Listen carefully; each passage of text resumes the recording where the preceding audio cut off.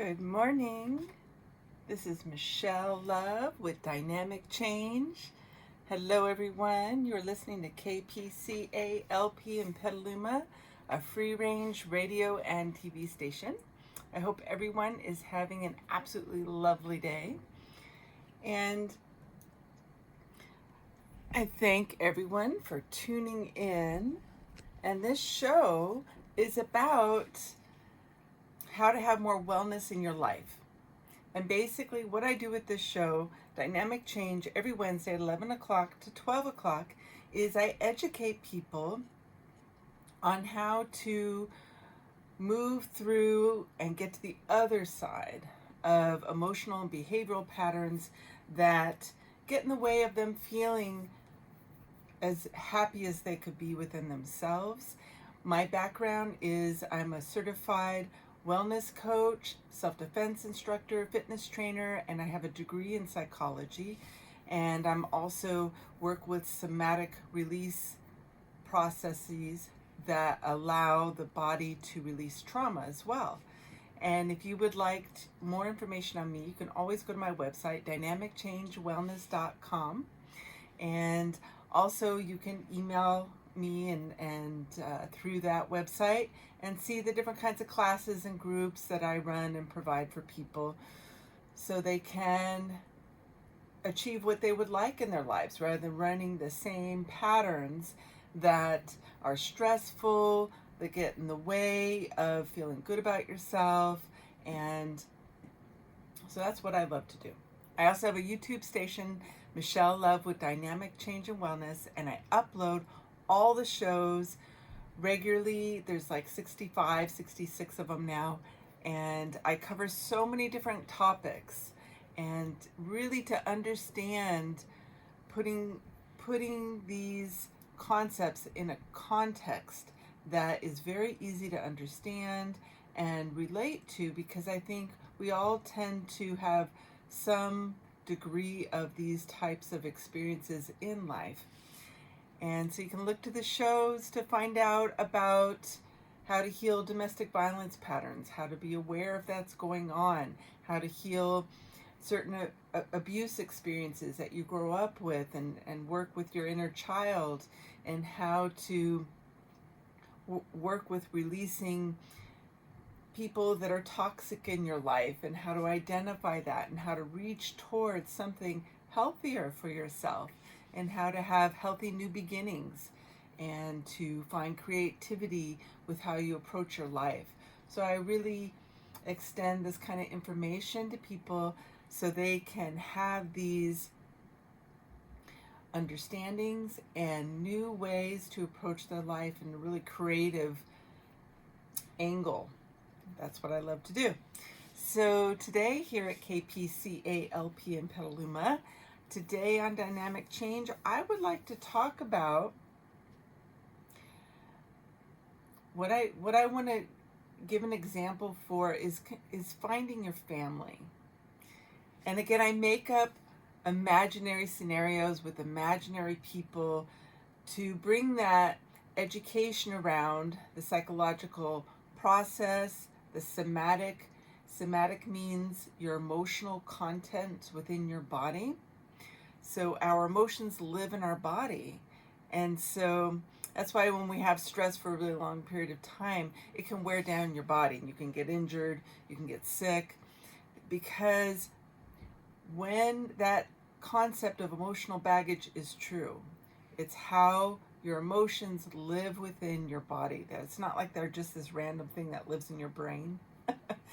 It's like a whole network of your cells in your tissue, in your muscles, and even your organs. Everything has this intelligence of memory.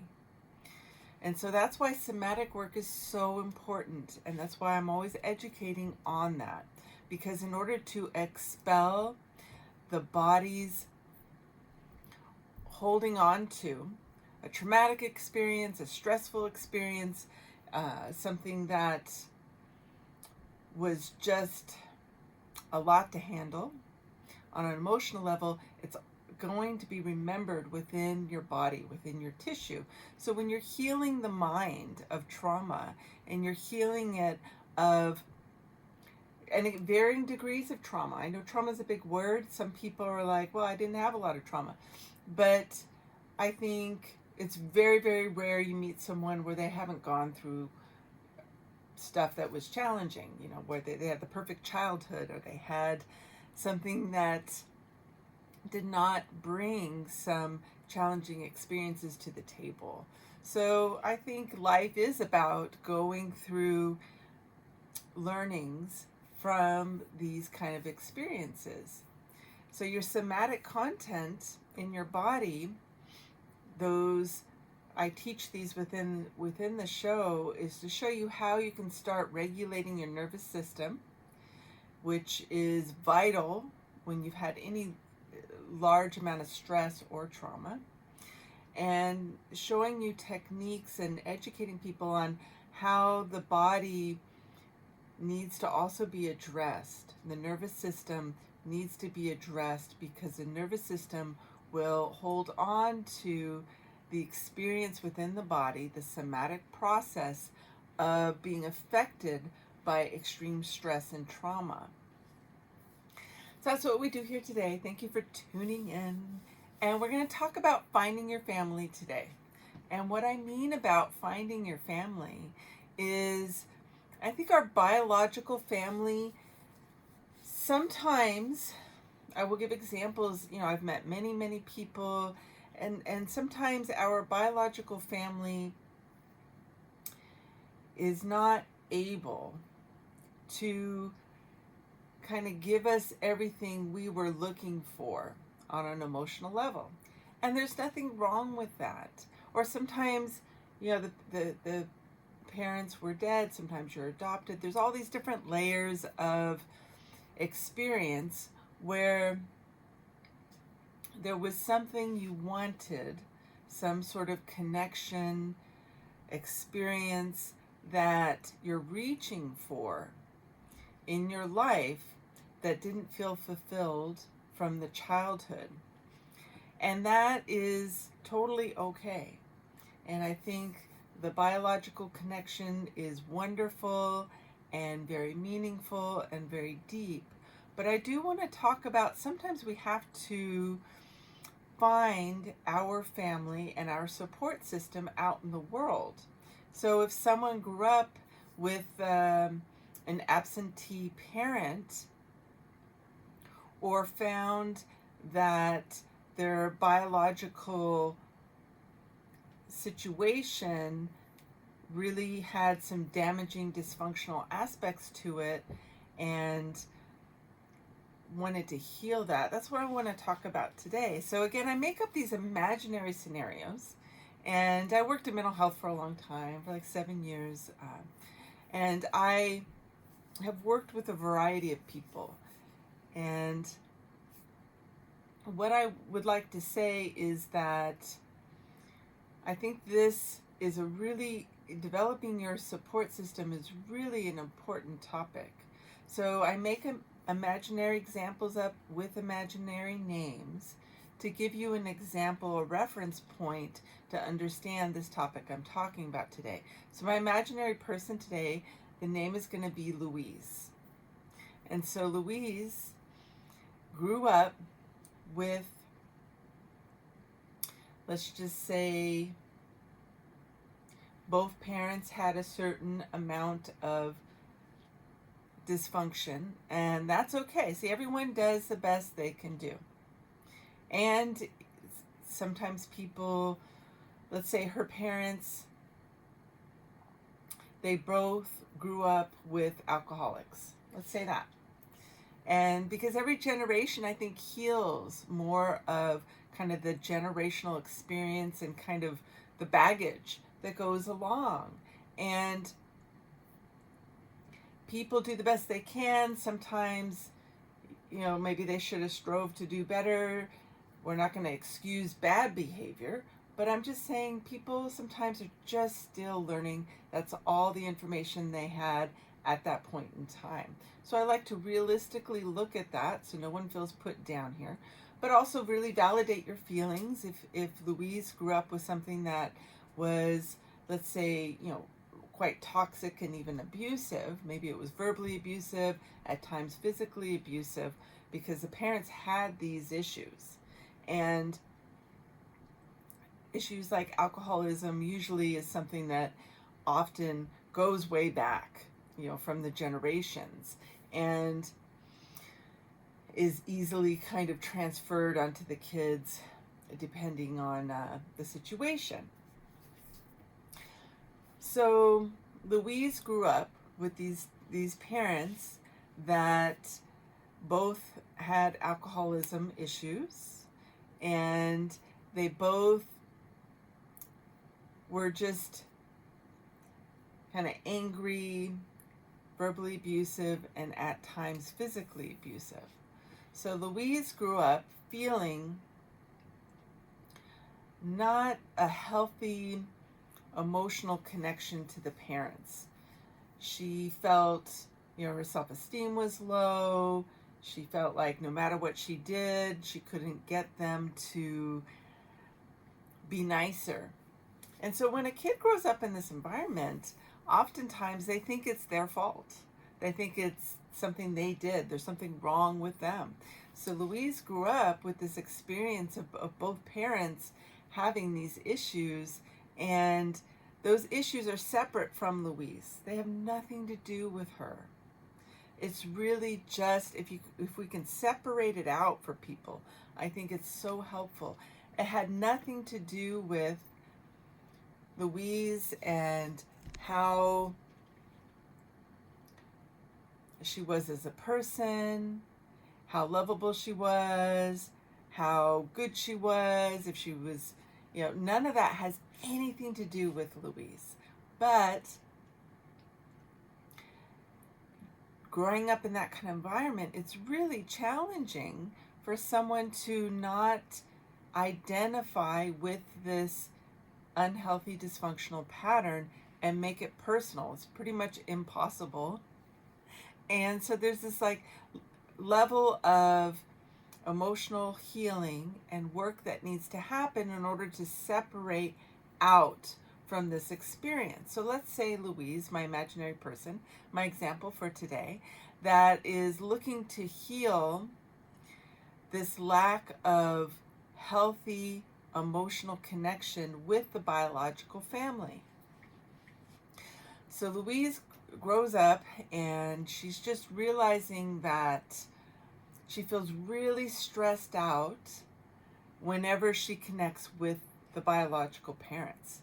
She's like, every time there's a holiday gathering or, I go and try to spend time with them, she realizes that there's this high level of anxiety that Louise is processing up until that holiday.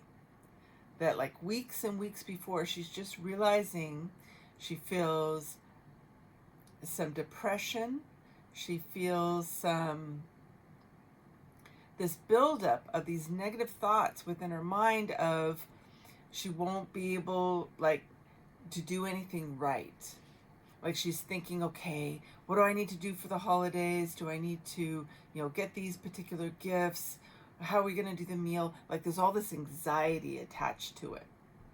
And she doesn't normally have this high level of anxiety. She has some anxiety all the time, but she can really notice when she's getting ready to see the biological parents that it just goes off the charts, that she just feels like it goes from maybe she normally has about a 4 level of anxiety all the time. So she struggles with anxiety, but when she thinks of going to see the parents for the holidays, it goes to 10, 12 from a scale from 1 to 10. It goes beyond 10. She really just can't even feel comfortable within her skin around it. And it's really, really, really stressful. And let's say Louise, my imaginary person, starts to lose sleep. She starts to have these negative loop of thoughts where she's she's just not good enough. She can't do anything right. They're going to hate whatever she plans to do for them. She's stressing over, no matter what I do, they're going to be dissatisfied. They're not going to be happy. They're both so moody. And she has these alcoholic parents, okay? Like, there's no pleasing the alcoholic. And I mean, sometimes there can be the happy alcoholics, but oftentimes, with alcoholism, there is this moodiness. They kind of, to me, I feel alcoholism, I mean, it's referred to as a disease, I really believe that as well, is that their personality takes on kind of the effects of that disease, of the alcoholism disease. And those effects often can make them really kind of cranky, angry, a little snide. There can be this kind of really intense negative aspects that I think are really the flavors of the disease of alcoholism. And so it's really uncomfortable to try to navigate those landmines of you just don't know what you're going to get. And because her parents have been alcoholics for a very, very long time, because she grew up with it, right? So Louise is now an adult. Let's say Louise is 35 now. So Louise is 35, and her parents have been long-term alcoholics, dealing with that disease of alcoholism.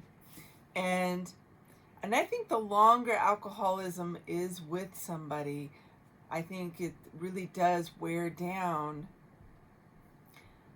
some of the positive parts of their personality. I mean, I really think the longer it goes on, that there is more of these really difficult personality traits that can develop. And so, because alcohol is a substance that I think deserves to really consider the effect when it's overdone. I think our society really views alcohol as pretty okay and not damaging. But what I do want to say is any substance can be damaging. And just because the society is so more accepting towards alcohol as opposed to other drugs, it still is a drug, right? So it is important to understand that it's still good to be careful and respect what that substance can do when it's overdone, when it's done regularly all the time, and really just be aware. And also be aware of why we do things.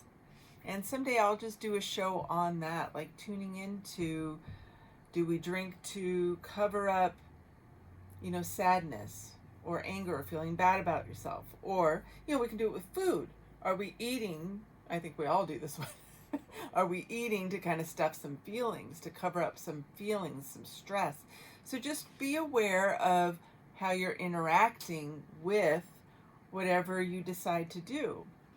And whether it's a substance, whether it's food, all these things can be kind of a self-medication to bury or hide the emotional baggage and try to make ourselves more comfortable and kind of cope.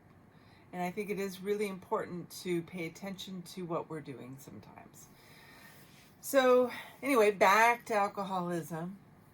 And so my imaginary person, Louise, grew up with alcoholic parents, and she's recognizing this pattern of when the holidays come up and she knows she's going to see her parents. Let's say she doesn't see her biological parents too often, that she starts to kind of lose it, like the extreme negative thoughts that just circle around in her mind.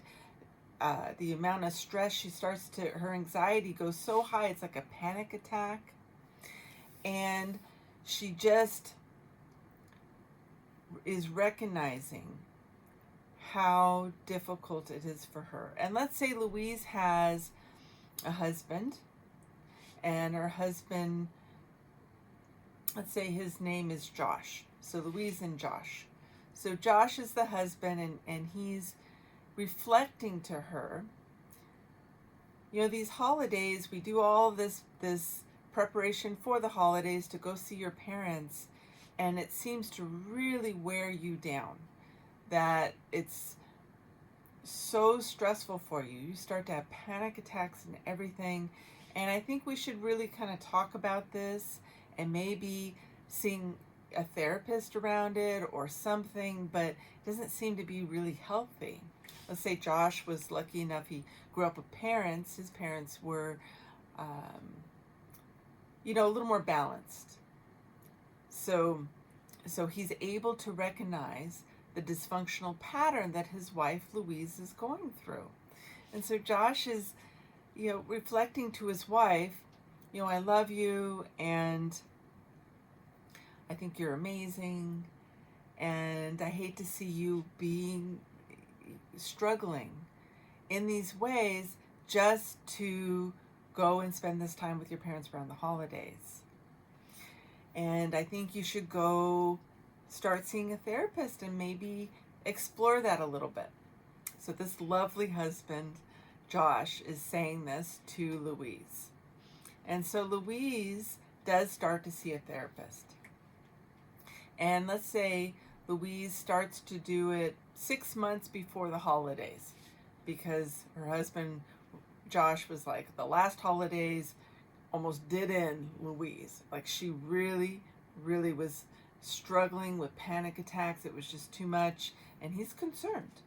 So, and I think Josh is lovely. That's, hopefully our partners are able to reflect for us sometimes when we don't see it, right? Or don't know what to do with it. So what he is doing for his wife, Louise, is really a great gift. So she decides to see this therapist and talk about how her anxiety gets amplified and triggered to this extreme extent around seeing her biological parents. So Louise, my imaginary example for today, has this wonderful therapist she starts to see, and the therapist starts to really reflect back to her, okay, you know, let's break it down. They start talking about the childhood. They recognize that she grew up with alcoholic parents, and that they would ridicule her and put her down, you know, very critical and verbally abusive, sometimes physically abusive, and that the home environment was really stressful, and that Louise felt like she was walking on eggshells as a child growing up in that environment, that she felt like nothing she did ever seemed to get some healthy approval or love, and there wasn't like nurturing, you know, comfortable affection. And she realized that her negative thinking, the loop that her kid kind of, what they internalized from this treatment, was that they weren't lovable and they weren't good enough. They weren't good. They weren't a good kid. They weren't, you know, so they developed this pattern of always trying to be that good person, and the parents were wrong. So, you know, the parents had the disease of alcohol. And so that was a separate issue, had nothing to do with Louise. It was not true, was not valid. So what's great is we can find these, you know, therapists, and sometimes have a mate or have a best friend that can be there for Louise and give them a different perspective. And that's what's so important, is that we do find a different perspective, right? So the therapist is working with my imaginary person, Louise. And again, you're listening to KPCALP in Petaluma. My name is Michelle Love, and I am a certified wellness coach and I have a degree in psychology and a background working in mental health. And I am talking today about, I'm giving this imaginary scenario about finding your family when the biological family has so many dysfunctional patterns and some toxicity that it's actually unhealthy for Louise to be emotionally invested in trying to seek their approval, right? And seek that emotional connection that she's always wanted. But the parents have,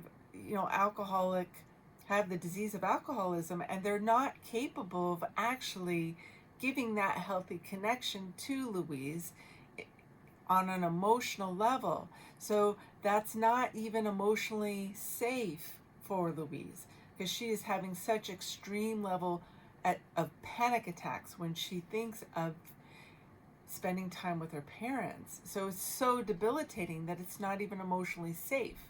So I want to talk about that because it's important we have a safe container within our lives on every level, but emotionally putting ourselves in situations that are so debilitating really is important to look at. So my imaginary person, Louise, is really thinking about what the therapist, this imaginary person I created, this therapist is talking to Louise about. Like, let's look at the effects on you from growing up in the environment with alcoholic parents and how it affected Louise to have this negative loop of thoughts within her mind where she's never good enough no matter what she does.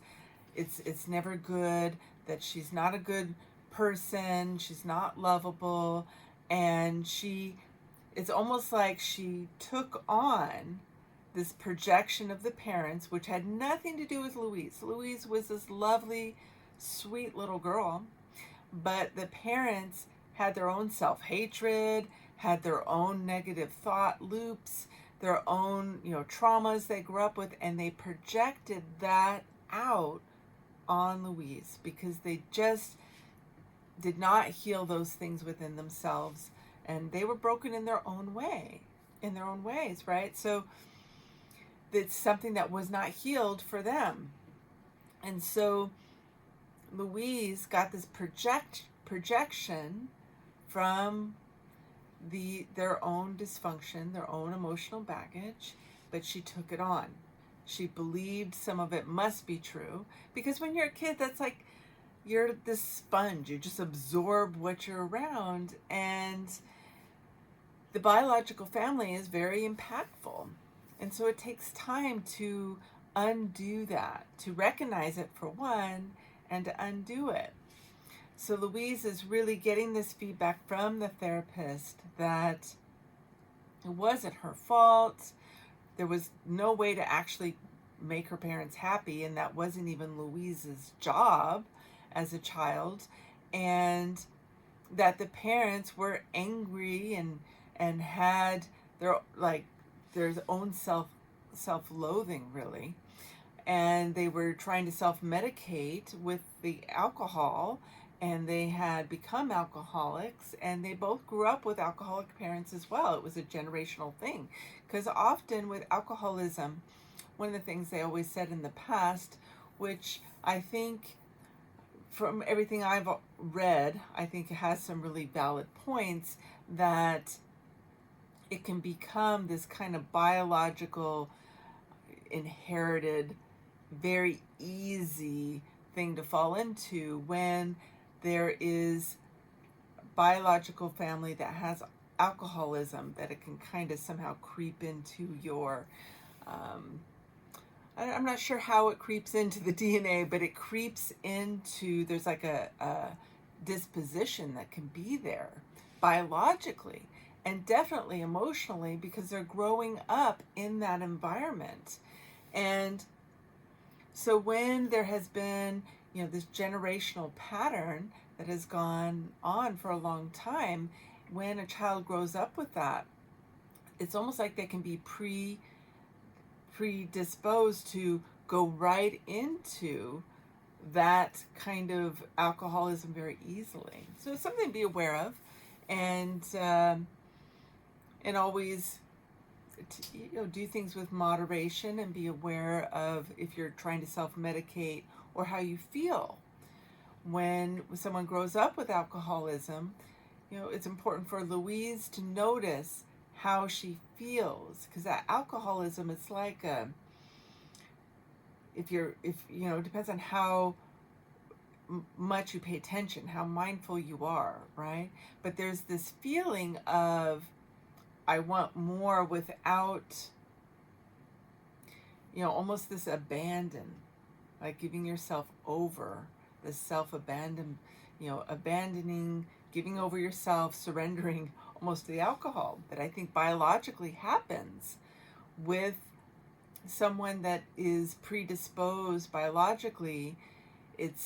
There's this really easy, I think, emotional and thinking and physical feeling of wanting to do an excessive amount of something. And so it's really important to pay attention to that. And again, I'll do a whole show on that, because I've studied those patterns quite a bit.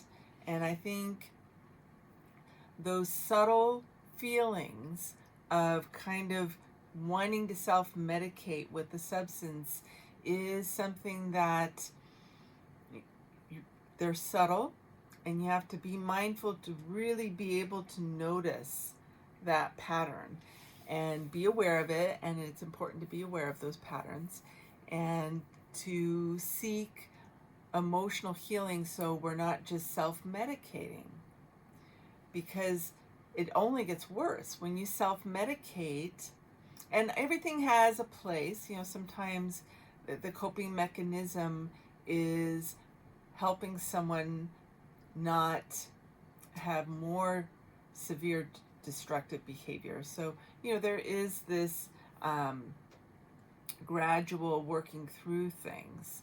And it's okay that sometimes there is a crutch at some point. But the ideal is to really acknowledge when there is something emotionally so distressful that there's overeating, alcoholism, substance usage, whatever it is, and it's never going to get better if we're just medicating and trying to numb something out. So Louise is working with this therapist, this imaginary scenario I made up, because her husband Josh recommended she see a therapist due to the extreme level of panic attacks she was getting from the idea of going to see her parents for the holidays every year, because they are alcoholic parents, and she grew up with this alcoholic toxicity as a child that really affected her. So the therapists are, the therapist is working with Louise, and she's starting to really become aware of how her anxiety developed from her childhood, how these negative thought patterns, this loop, and also with her nervous system that affects the somatic experience within the body. So the experience of Louise feeling like she was walking on eggshells as a child due to the toxicity of the alcoholism of her parents affected her nervous system. And that's why I talk about somatics so much. The somatic bodily experience is all about your nervous system. So when you grow up with chronic stress, it affects your nervous system, and it will stay in kind of this fight or flight kind of loop. So instead of having an experience and fully processing it, feeling safe enough to maybe get really scared and then get all the way to the other side where you're like, but it's okay. I went through this scary thing, but it's okay. When you are traumatized under, some extreme stress for a long period of time, you can get stuck in a somatic nervous system experience. The nervous system gets stuck. It's like a broken record. It gets stuck, frozen, where that experience affected the person. So for Louise, she grew up with walking on eggshells, and there was always this anxiety because her parents were very moody because of the disease of the alcoholism. And sometimes there was physical abuse and always verbal abuse. So she internalized, her nervous system internalized this as she had to be hyper vigilant, to try to be a people pleaser, to try to find a way to keep, stay out of the radar of the anger of the parents from the alcoholism, which developed into an anxiety pattern for her. And so Louise, her nervous system had a broken record response. It's always had this amount. Let's say she always had like at least a 5 on a scale from 1 to 10, like just always there, anxiety response. So she always had this anxiety feeling. So her nervous system adapted to the situation, and it got stuck because this 5 level of anxiety, the nervous system is responding to, I may need to react to avoid getting hit. This is what Louise internalized. So her mind, her nervous system was like in this fight or flight. So fight or flight response within our nervous system means something bad's going to happen. It's harmful. It could be dangerous. It could be really hurtful. So I have to be aware and be ready to fight what's going to happen, this bad boogeyman thing, whatever it is, fight for my life, or flight, run.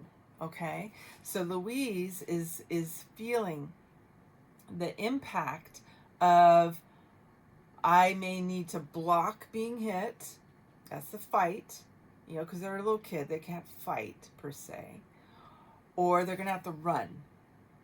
They're going to have to be aware enough to anticipate the abuse coming from the, drunk alcoholic, one of the parents, of the physical abuse, by running to avoid it. So the nervous system develops this kind of coping mechanism almost to the situation, and it means it gets stuck because there's no resolving that, because she grew up in it. It was just regular. There's no like it being okay. It was always this thing that was an issue, and so it freezes the nervous system in that experience. That's how people get triggered with their trauma, is they get triggered because anything that reminds them of that situation brings up that broken part of the record where the nervous system is frozen in that trauma response. There's no resolution getting to the other side where it can be complete and then discharged and let go of, where it's not like this haunting trigger. Okay? So this is what happened with Louise. She identifies it with a therapist, and so Louise realizes that my imaginary story here I'm telling you is that she decides to maybe let herself off the hook with the biological parents this upcoming holiday season, and she says, I don't have to go see them. Maybe I just take a year off and I'm going to keep working with this therapist because this is really debilitating. I'm having panic attacks. So she decides she works with her therapist, and her husband is also on board. She's got this lovely husband, Josh, and they work, and he's also going to be maybe writing a letter with her to the parents, this nice card and this letter saying, we've decided this holiday season we're going to spend time just with ourselves and take a vacation. And so we wish you well, and maybe they send a nice package. We love you both and have a wonderful holidays, hugs, whatever. So they send this, and think of how nice is that. I love the husband. I know I made him up, but this is like fantastic. So I love that Louise has this lovely mate. And so he takes his wife on a vacation, to really allow her to enjoy the holidays and have like a new story, a new pattern to feel, and not be connected to this trauma response that she was getting around the holidays, and she doesn't have to see the parents. How awesome, right? Okay, so that's the end of my story. I have more to say, but that's the story where she realized how damaging it was for her to spend time with the biological parents, and she's going to let herself off the hook and take a break. Now, she's going to keep working with this therapist. They will devise a plan and work with her inner child to develop the boundaries she needs, so she doesn't have to feel obligated to see them. Sometimes the situation is so toxic that there's another way to relate with biological family members if they are abusive.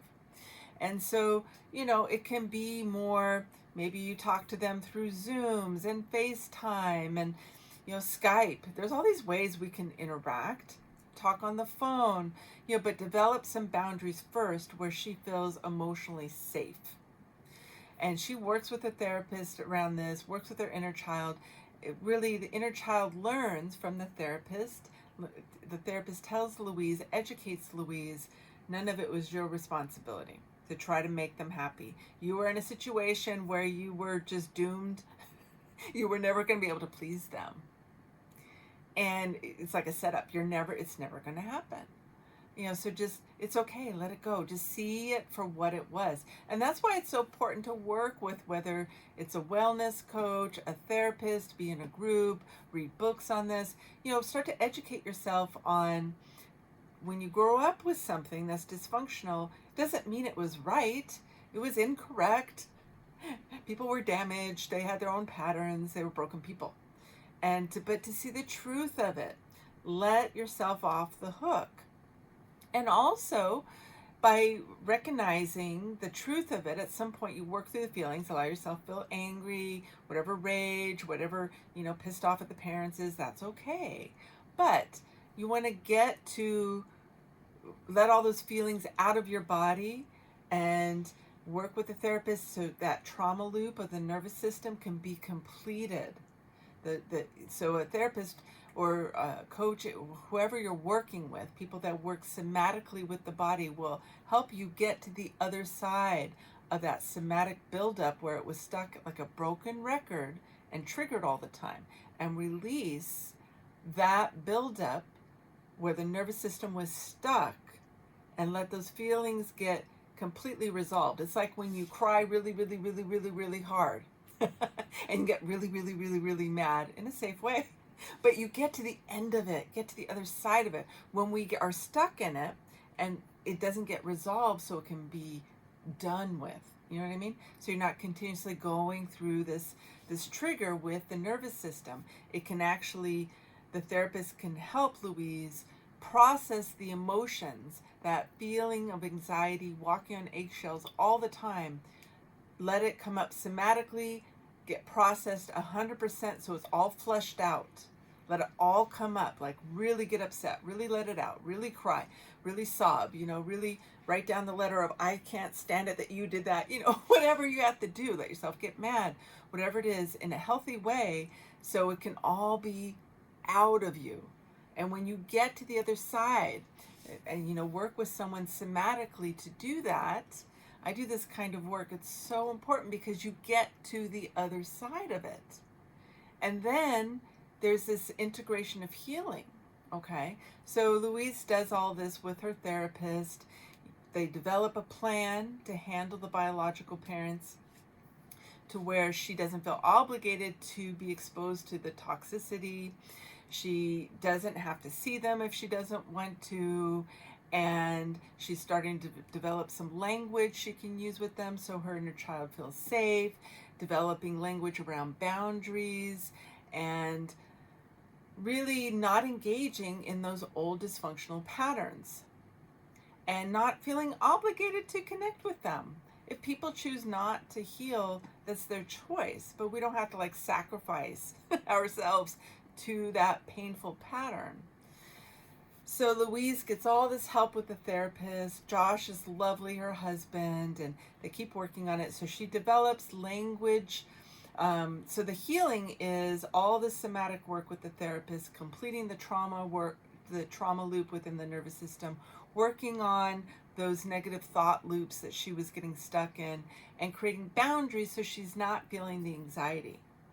And I talk about this a lot in my shows because this is kind of my specialty, is developing boundaries. I'm a self-defense instructor too. I have many, many hats.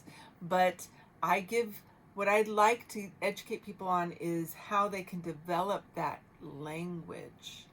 And so she develops language like scripts with her therapist and role plays with the therapist of coming up with what she wants rather than going along with the parents. So she decides, the therapist is like, decide when she does eventually talk to the parents, maybe she tells the parents, I only want to talk about positive things.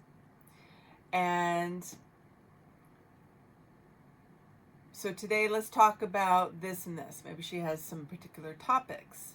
And whenever something starts to feel negative, and she could even maybe tell them, I feel stressed out when we, talk about things that just aren't working well in the world or whatever. And so I'm taking a break from that. And instead of talking about that, I want to talk about this. I want to talk about this hobby and, or anything really positive going on in your life. And creating this boundary of what she wants from the interaction with the parents. And if they start to become negative, saying, oh, I don't want to talk about that because, I really just want to talk about these positive things, and I love you both, so I'm going to go. And she just allows her, sets up kind of an out for the phone call. These boundaries, she's setting a boundary. I just want to talk about positive topics, and, and that she's going to get off the phone anytime it veers into a negative place, that she's going to have a script of something she can say to get off the phone every time that comes up. Or maybe, in extreme cases, you can even have physical boundaries of, I'm working with a therapist right now, and I'm healing some anxiety, and I realized having a big personal bubble really helps me, so I'm just not going to be hugging a bunch, because this is what I'm practicing with everybody, is being strong within myself and having less physical contact while I'm healing this anxiety within myself. And she can, whatever she needs to say, or sometimes she doesn't even have to feel obligated to have an explanation, but having some boundaries of not hugging, of being able to feel okay with not having to see them, or maybe she only decides to talk to them every couple of months after role playing and working with her therapist a bunch, and always working on, it's okay to get off the phone. It's okay to, when it feels uncomfortable, to go. Say, oh, I need to go right now. I have 10 minutes to talk, but I do have someone that is coming over. So if they show up, I'll just get off the phone. But I wanted to call real quick and say I love you and talk for a few minutes. But developing what she wants, not the expectations of what the pattern has been, and not feeling obligated. I think with biological families, a lot of times there's this you feel obligated. And so this whole show today here on Dynamic Change on KPCALP in Petaluma, here, what I'm talking about is finding your family that sometimes is not your biological family. So to talk further about that, letting Louise off the hook, she's worked with this therapist, not feeling obligated, but this obligation that can be felt with biological family isn't a healthy dynamic. And it's good to do whatever you need to feel as healthy emotionally as possible within yourself. And if it's abusive, toxic patterns within the family network situation, is to allow yourself to have that permission to be removed from those patterns and to establish boundaries. So the last thing I want to say about this imaginary story I made up for you today is you have to work on the patterns to not repeat them with other people. And we do that. We do that in relationship and friendships and sometimes with your boss, whoever. But you will try to resolve, the subconscious will want to try to resolve that dysfunctional childhood experience with the parents. And it will seek out people that will help recreate those patterns, right? So in order for Louise, my imaginary person, to have a new healthy dynamic, she needs to heal those patterns. So she does all the somatic work to heal the broken record within her nervous system. And she develops this verbiage and behavioral changes with a therapist so she really is getting stronger. And so what I'm talking about is now Louise, if she likes, she can have relationships with people that are like her adoptive family. So this is what I'm talking about, finding your family. But you have to do the work. Otherwise, those patterns will be continued with the new family you find. So maybe Louise has a childhood friend that she knew really well, and then she starts to visit this childhood friend because they're like besties, right? And the mother of the childhood friend is just really loving and kind. And so she becomes kind of a surrogate parent for Louise. So Louise can find, after working on these issues, being able to connect with that healthy reciprocation of that type of surrogate parent, because she now feels worthy and lovable. She now feels like she doesn't have to walk on eggshells and try to people please this person. And she's able to receive those healthy dynamics as if, it kind of replaces the biological family. And there's no guilt in that. That's not a bad thing. So finding people that we feel so close to, like they feel like family, but they're not biological family, can be so nurturing and so supportive and give us what her parents were not able to do for her. And that can be really healthy. So that's what I'm talking about. If you have a really toxic, really, sometimes really abusive biological family system, allow yourself to move beyond it.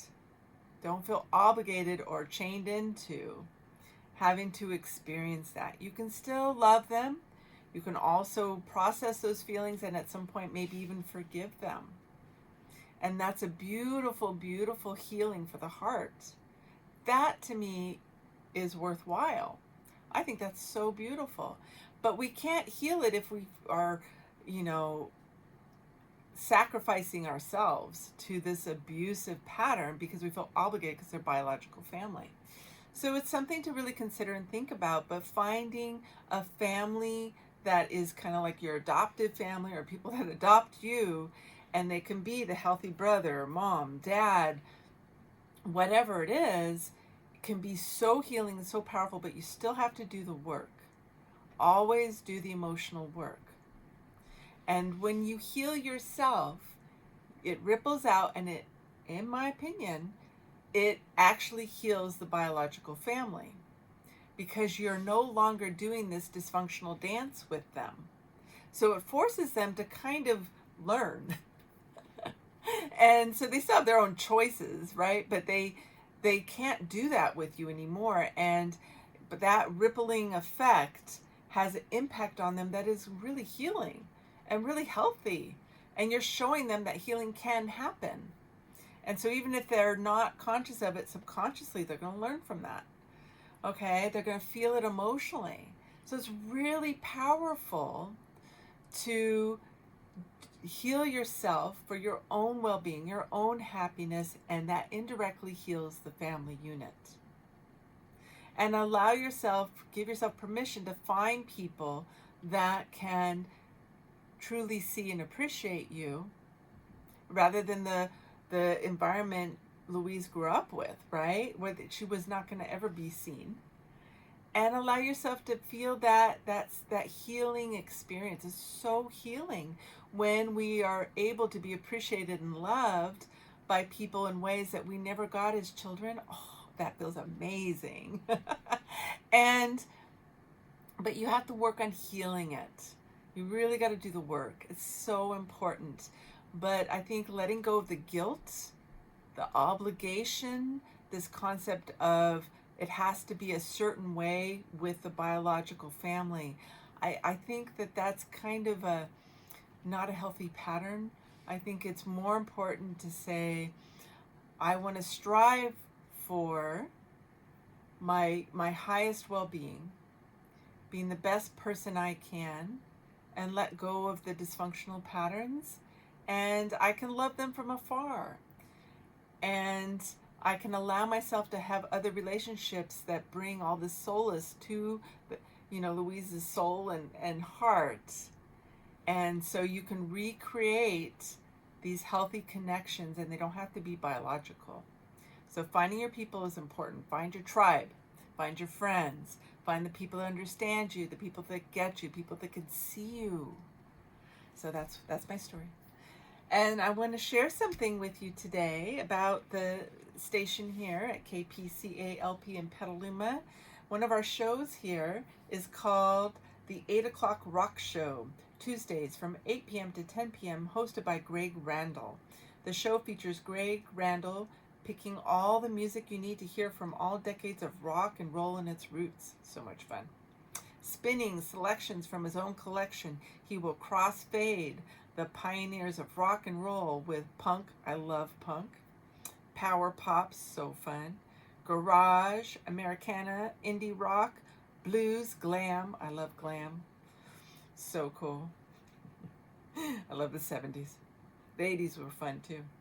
And beyond, with one mission to save rock and roll one record at a time. I love rock and roll. That sounds like a fantastic show. Again, hosted by Greg Randall on Tuesdays, 8 p.m. to 10 p.m. here at KPCALP in Petaluma, a free-range radio and TV station. I am so grateful for this wonderful day. It's gorgeous outside. And I hope you enjoyed my story. I think it's a really important one to consider.